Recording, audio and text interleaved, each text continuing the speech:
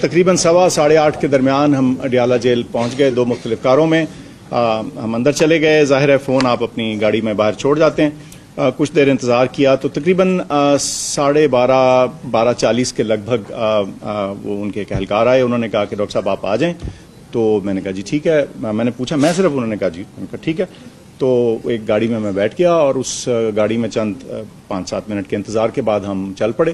ظاہر ہے رات کا اندھیرا تھا تو اس لیے فوراً آپ کو نہیں پتہ چلتا, اس کے شیشے بھی تھوڑے اندھیرے ہوتے ہیں. لیکن بہرحال تقریباً میں سمجھتا ہوں کوئی آدھا پونا گھنٹے کی مسافت کے بعد ہم شفا ہاسپٹل پہنچ گئے, شفا انٹرنیشنل اسلام آباد میں.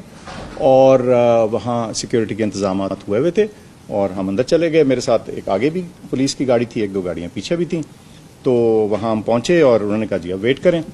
تو وہ ویٹنگ ایریا سے تھا, اس میں میں بیٹھا رہا اور یہ تقریباً 2.5 یا 3 گھنٹے ہم انتظار کرتے رہے. گاڑی کے اندر؟ نہیں جی, اس کے اندر وہ جو ویٹنگ تھا کمرے میں. اور پھر انہوں نے کہا کہ میں پوچھتا رہا, انہوں نے کہا جی تھوڑی دیر تک پہنچ رہے ہیں, تھوڑی دیر تک پہنچ رہے ہیں. ان کو خود بھی میرے خیال سے مکمل اندازہ نہیں تھا کہ کیا ایگزیکٹلی پروگرام ہے.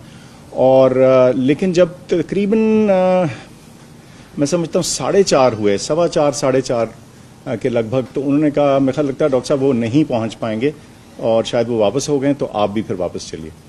تو پھر اسی گاڑی میں بیٹھ کے میں واپس اڈیالہ پہنچا. جب میں پہنچا تو اس وقت میں نے دیکھا کہ میں ابھی کمرے میں گھسا تو میں, اب ظاہر ہے میں دیکھ رہا تھا ڈاکٹر عظمیٰ کہاں ہیں.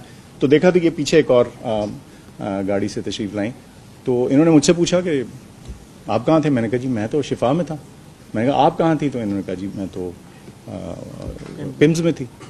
تو یہ ہے جی مختصراً